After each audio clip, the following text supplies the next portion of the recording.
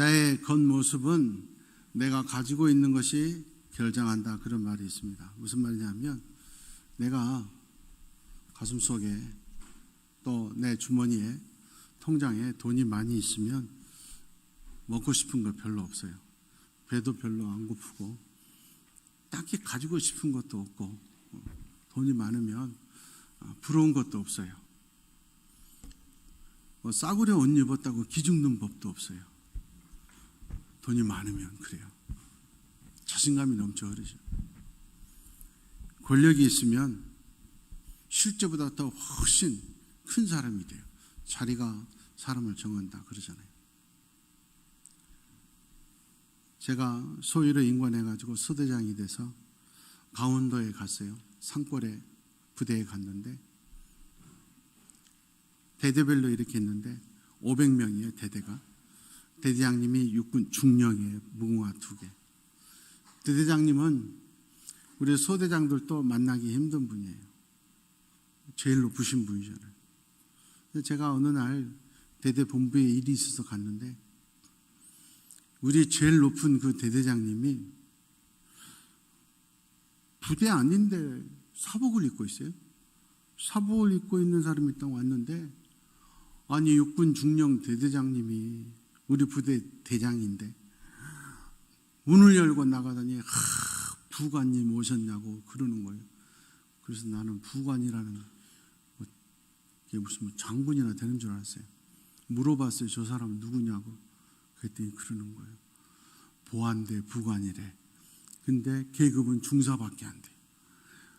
소위보다 더 낮은 준사관이야.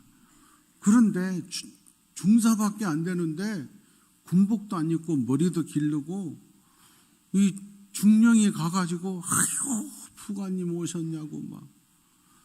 그 시절엔 보안대가 제일 셌거든요. 보안사령관 별 2개짜리가 대통령이 돼서 다스리던 시절이니까 소설이 벌어잖아요. 그러니 높은 계급이 문제 의미가 없어. 보안대에 있는 사람들이 최고로 권세가 있는 거예요. 그러니까는 우리는 장교들이라도 항상 복장 단정해야 된다 막 그런데 자기들은 군복도 안 입고 다녀도 권력이 있으니까 권세가 있으니까 큰 소리 뻥뻥 치면서 여기저기 마음대로 다 돌아다닌다. 별것 아닌 쥐꼬리만한 권세가 있어도 그러고 당당하게 살고 오늘 있다가 내일 없어질 수 있는 돈 많다고 당당하게 살아요.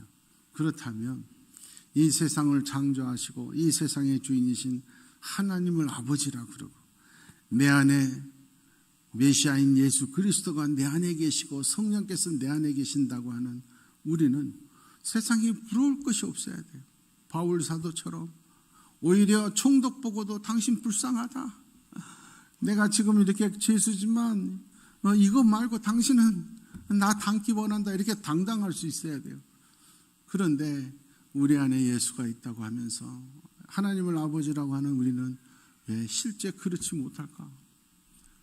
하나님을 알지 못해서 지옥 가는 사람들 오히려 돈 많다고 부러워하고 권력 있다고 부러워하는 그런 부끄러운 모습일 때가 참 많은 거예요. 오늘 갈라디아 교인들에게 마지막 말이에요.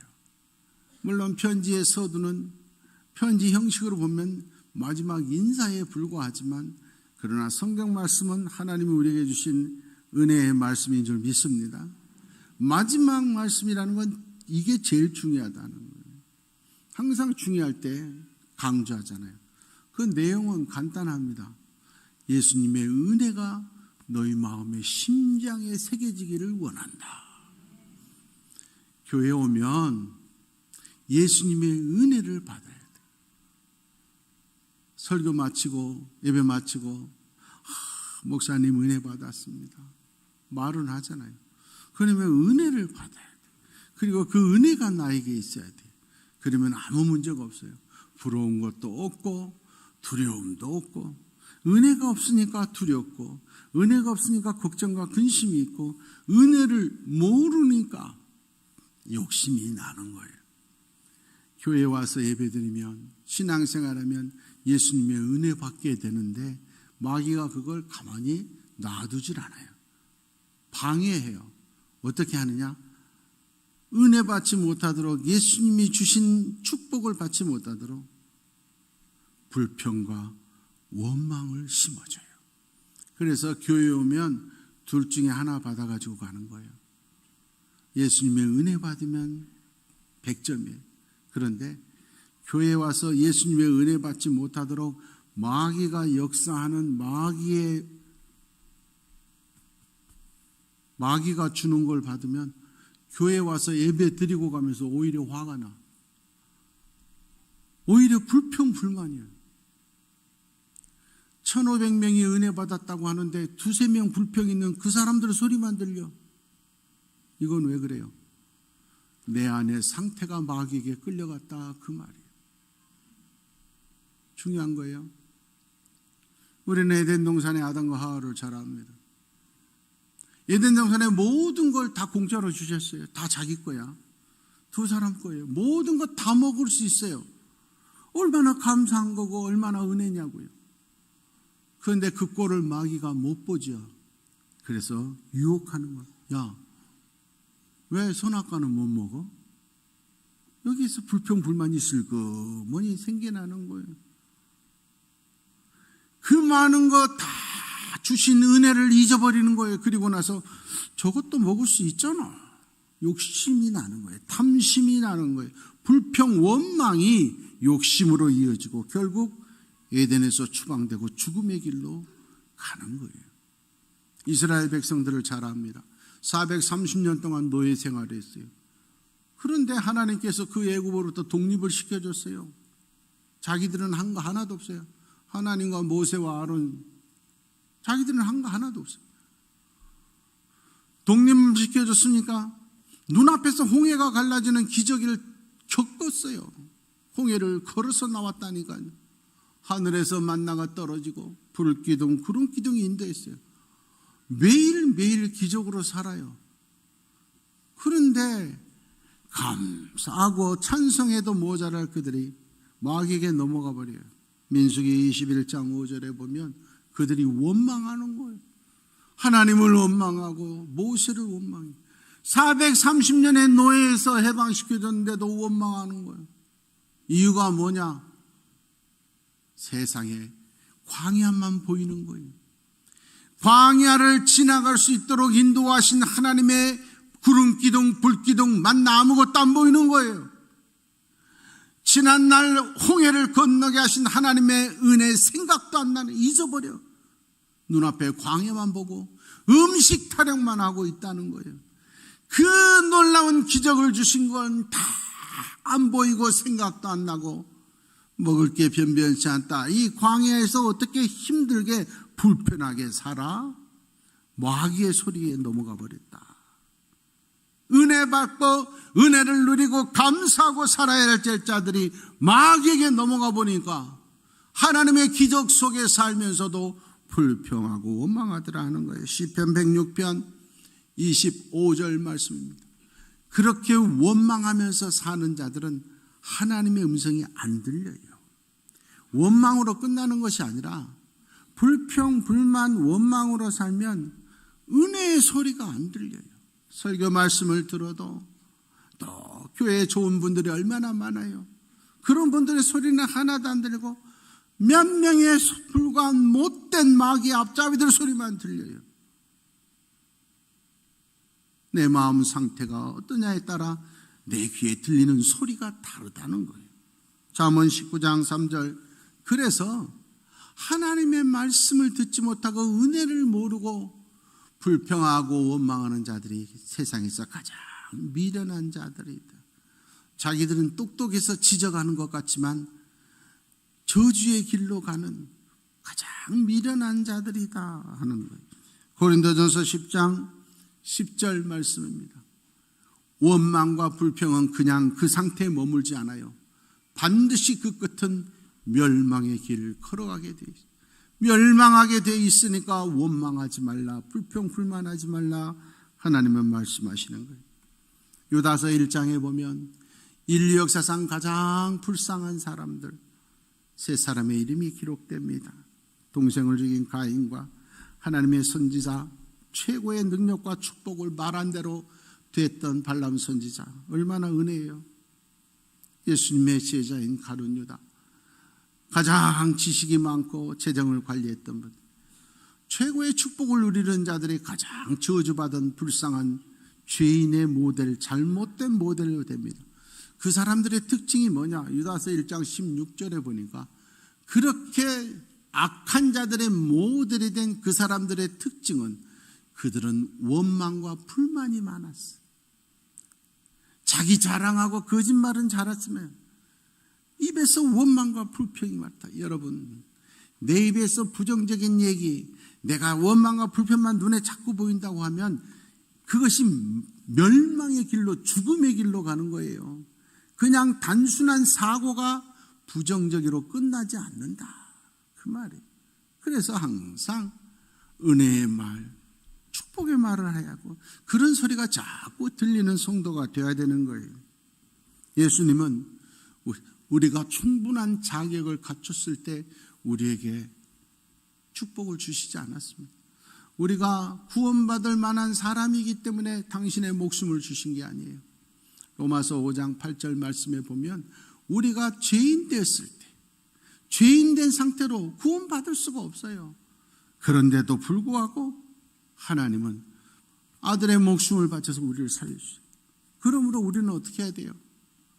우리가 부족하고 약해도 하나님이 우리에게 은혜를 주시고 우리를 구원해 주셨듯이, 주변에 나를 핍박하고 나를 원망하고 내가 같이 하기 싫은 사람이 있더라도 주님께서 나를 위해 생명까지 주셨으니까 그들을 위해서 참고 기다리고 기도하며 살아야 된다. 그래야 은혜의 자리에 계속 머물 수가 있다 하는 겁니다. 출애굽기 16장 12절 보면 기가 막힌 하나님의 사랑의 모습을 봅니다. 아니, 애굽에서 독립시켜준 것만 해도 얼마나 기적 중에 기적이고 감사할 일, 홍해를 건넌 것만 해도 얼마나 놀라운 일이에요. 광야 가운데서도 추위에 얼어 죽지 않고 더위에 고통당하지 않도록 구름 기둥, 불 기둥으로 인도하시고 매일매일 하늘에서 만나가 쏟아져요. 그런데 백성들이 원망하는 거예요. 아유, 고기 먹어본 적이 언제냐? 떡 먹어본 적이 언제냐? 우리 같으면 참 배은 망덕에도 분수가 있지. 너희들 내 백성 안 한다, 죽여버릴 거야. 근데 하나님 보십시오. 꾹 참고 구해주신 은혜도 모르고 광야에서 고기 타령하고 떡 타령하는 자들 보고 하나님은 그래, 원망과 불평 아니야, 불쌍히 여기셔서 그래, 고기를 주고 떡을 주셨어. 이게 우리를 향한 하나님의 사랑이에요. 우리는 그 사랑받고 살고 그 예수 제자가 되는 거잖아요.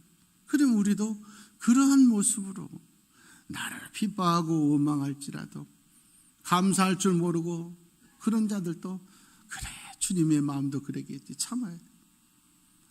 저도 목회하면서 35년 동안 목회하면서 또 우리 여천교회에 와서 얼마나 많은 사람들 도와줬어요.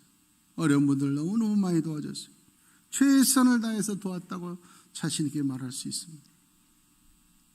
그런데 어떤 목사님들, 어떤 선교사님들은 정말 그렇게 전심전력을 다해서 도왔건만 오히려 가슴 아프게 할 때가 있어요.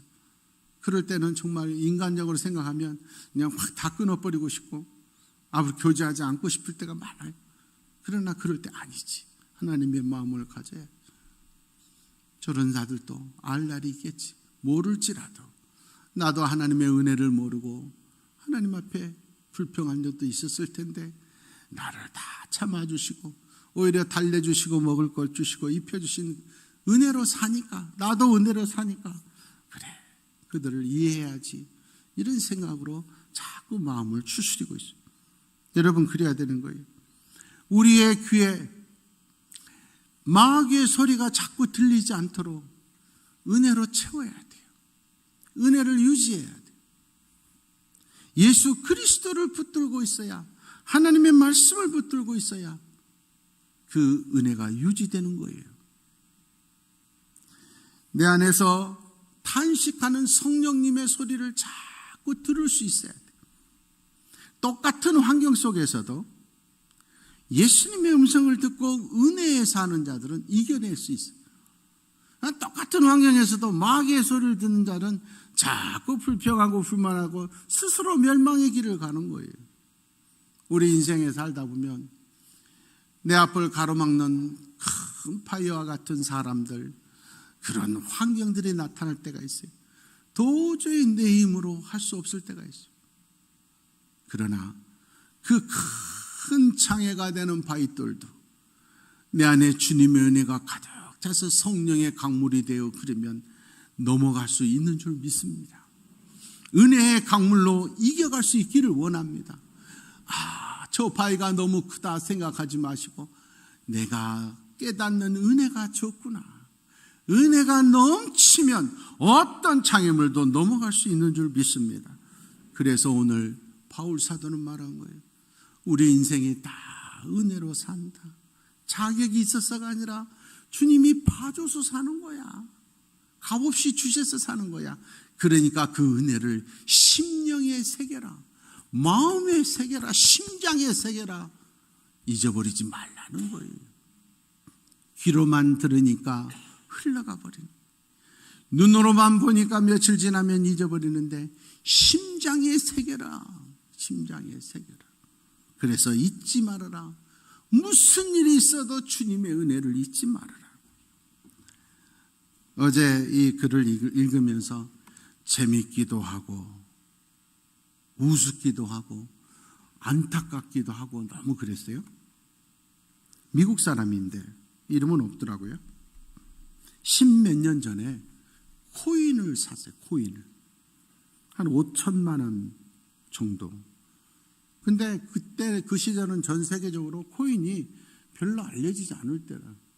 몇 년 지났는데도 의미가 없어. 돈만 날렸나 보다 그러고 잊어버렸어. 그런데 한 2, 3년 전부터 열풍이 불어가지고 수백 배, 수천 배 막 올라갔잖아요. 그래서 이 사람이 자기가 10몇 년 전에 산 코인을 계산을 해보니까 세상에 그때 5천 몇백만 원 주고 산 게 2,600억이 된 거예요. 저 정도 반응이라도 하는 자가 복이 있을지어다. 이렇게 놀랄만한 얘기를 하는데도 남의 일이거니 하는 자는 남의 일로 사는 거예요. 2,600억 찾아서 내가 이제부터 내 인생 깃발 날리게 살아야지. 근데 비밀번호를 잊어버려. 10년 넘게 방치해가지고 비밀번호를 모르는 거. 찾을 수가 없어. 10번이래요. 10번 10번 해야지. 안 그러면 못 찾아. 근데 이 사람이 지금 8번까지 했대요. 근데 안 맞아. 근데 겁나가지고 2번을 못 쓰고 있다. 영영 잊어버려. 2,600억 없는 것이 은혜입니다. 2,600억이 있는데도 못 찾는 그 사람 잠이 오겠냐고. 없는 것도 은혜인 줄 있어. 봐요. 얼굴 보니까 은근히 고소해하고 있어. 왜 잊어버려요? 안 쓰니까 잊어버리죠. 응? 방치해버려. 신앙도 마찬가지예요. 예수의 은혜를 잊어버리고 마귀한테 쫓아간 사람들 보면 하나님의 말씀과 가까이 하지 않으니까. 한 번이라도 더 예배드리고 한 번이라도 더 기도하고 한 사람이라도 더 전도하고 살면 비밀번호를 잊어버리는 일이 없어요. 그저 가뭄에 콩나듯이 성경 보고 70주년이어서 지금 필사 지금 나누어서 다 하고 이제 5월부터 70주년 행사가 많아요. 그런데 구경꾼으로 있으면 2,600억이 소용이 없다니까. 더 큰 축복도 소용이 없어요.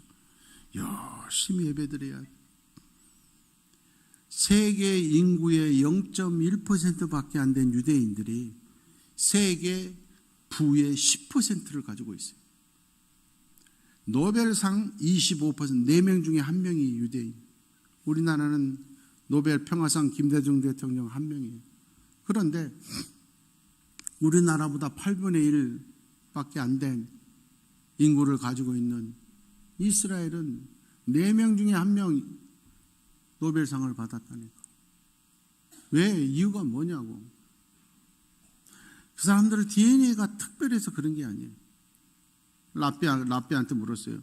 어떻게 해서 그 사람, 유대인들이 이렇게 머리가 좋습니까? 어떻게 축복을 누립니까? 라삐가 이렇게 말했어요. 우리는 하나님의 말씀을 읽고 외우면서 자라기 때문에 하나님이 지혜를 주시는 겁니다. 그 예로 유대인들은 태어나면서 제일 먼저 가르치는 말이 엄마, 아빠가 아니에요. 쉐마부터 가르쳐. 쉐마. 무슨 말이냐면 신명기 6장 4절부터 9절 내용을 쉐마라 그래요.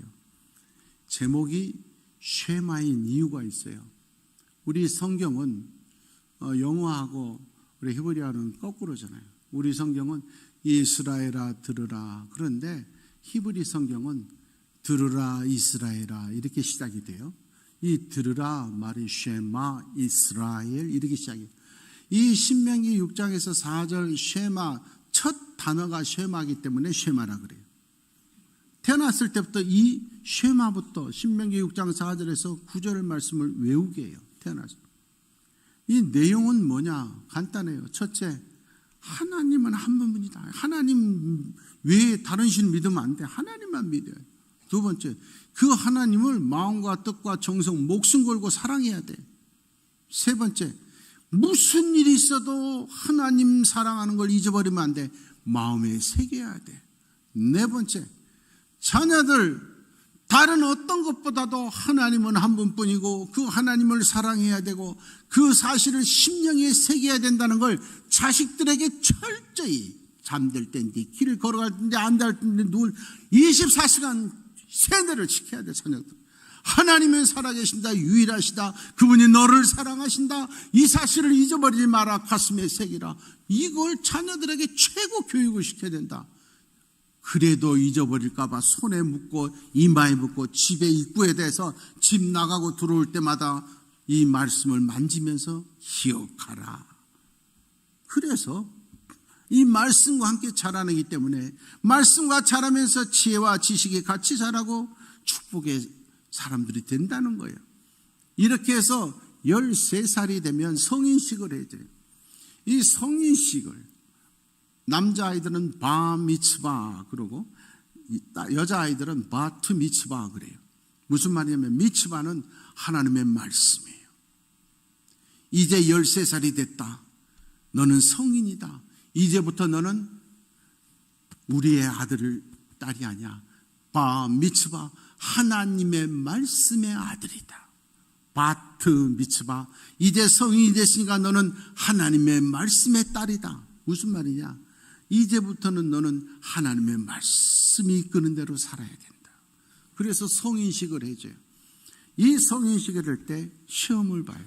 시험 내용은 랍비가 와서 딱 너 모세 오경 외워봐. 이게 시험이에요. 모세 오경 못 외우면 성인이 아닌 거예요. 모세 오경 창세기, 출애굽기, 레위기, 민수기, 신명기를 읽으라는 게 아니에요. 외우라는 거예요. 그래서 유대인들은 4살 때부터 모세오경 외우기 시작해요. 4살 때부터. 그래서 13살 때까지 다 외워요. 많지 않아요. 187장 5845절밖에 안 돼요. 이 5845절 다 외우면 합격. 이제 너는 성인이다. 말씀의 아들이고 말씀의 딸이다. 그렇기 때문에 그들이 세계를 주름잡고 있는 거예요. 하나는 여러분 유학 보내고 학원 보내는 건 하나님의 말씀 교육하는 걸 피기도 안 돼요. 자녀들을 철저히 네가 사는 거 우리가 사는 거 하나님의 은혜다. 그 하나님을 생명 걸고 사랑해야 된다. 잊어버리면 안 된다. 내 심령에 새겨야 된다.